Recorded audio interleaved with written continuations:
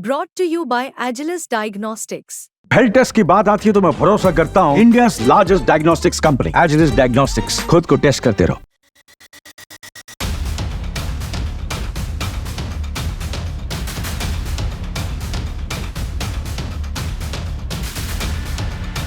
कहावत है, तलवार से ज्यादा ताकतवर वो देश होता है जिसके पास उड़ान भरने की क्षमता होती है, यानी जिसके पास आसमान पर राज करने की ताकत है, वही सबसे बड़ा खिलाड़ी बन सकता है।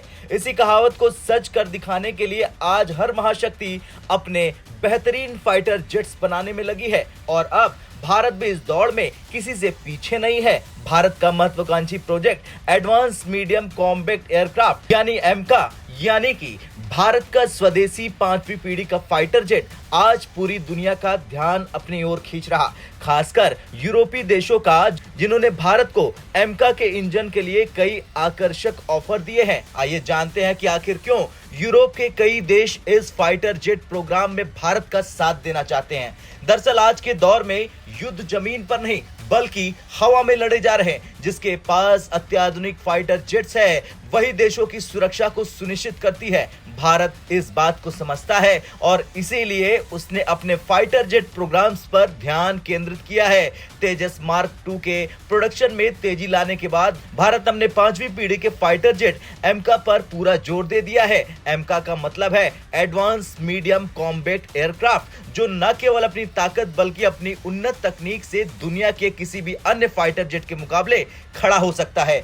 हालांकि एमका के लिए भारत की पूरी तकनीक स्वदेशी होगी, लेकिन एक जगह पर अभी भी भारत को मदद की जरूरत है और वो है इनके इंजन। भारत का कावेरी इंजन, जो कि डीआरडीओ द्वारा विकसित किया गया है, इस फाइटर जेट के लिए जरूरी थ्रस्ट पैदा नहीं कर पा रहा। इस वजह से भारत को विदेशों से इंजन टेक्नोलॉजी का सहयोग लेना पड़ रहा। हाल ही में पीएम मोदी की अमेरिकी यात्रा के दौरान F414 इंजन देने का प्रस्ताव दिया था, लेकिन अभी तक इस पर कोई ठोस प्रगति नहीं हुई। भारत जल्द से जल्द अपने एमका का प्रोडक्शन शुरू करना चाहता है ताकि 2025 या 26 तक इसे रोल आउट किया जा सके। ऐसे में भारत के पास समय कम है और इसीलिए अन्य देशों की मदद पर विचार किया जा रहा। यूरोपीय देशों ने भारत को एमका प्रोग्राम के लिए कुछ बेहतरीन ऑफर्स दिए हैं। ब्रिटेन की रोल्स रॉयल्स कंपनी ने भारत को 110 किलो न्यूटन थ्रस्ट क्लास का इंजन बनाने का प्रस्ताव दिया है। खास बात यह है कि इस इंजन के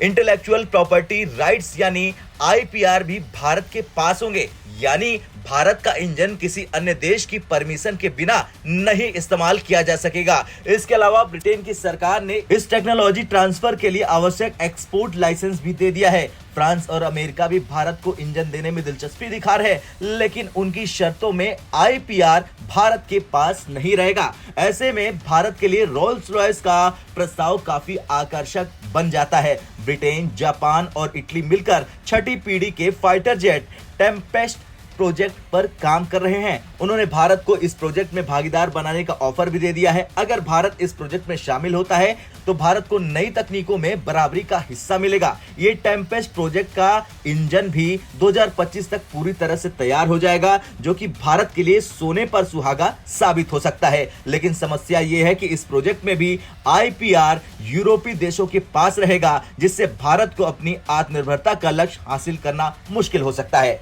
खैर, कुछ भी हो, भारत ने अपने फाइटर जेट्स को मेक इन इंडिया के तहत बनाने का निर्णय लिया है। मोदी सरकार ने पहले ही इस प्रोजेक्ट के लिए करोड़ों रुपए स्वीकृत कर दिए हैं और लक्ष्य है कि 2026 तक एमका का पहला प्रोटोटाइप तैयार हो जाए। आपका क्या कुछ कहना है? जिस तरह से अब यूरोपीय देश लगातार भारत को इंजन का ऑफर दे रहे हैं एमका के, उसे लेकर कमेंट कर जरूर बताएं और ये भी बताएं कि क्या भारत को एमका के लिए कहां से इंजन लेना चाहिए, अमेरिका, फ्रांस या फिर किसी और देश से।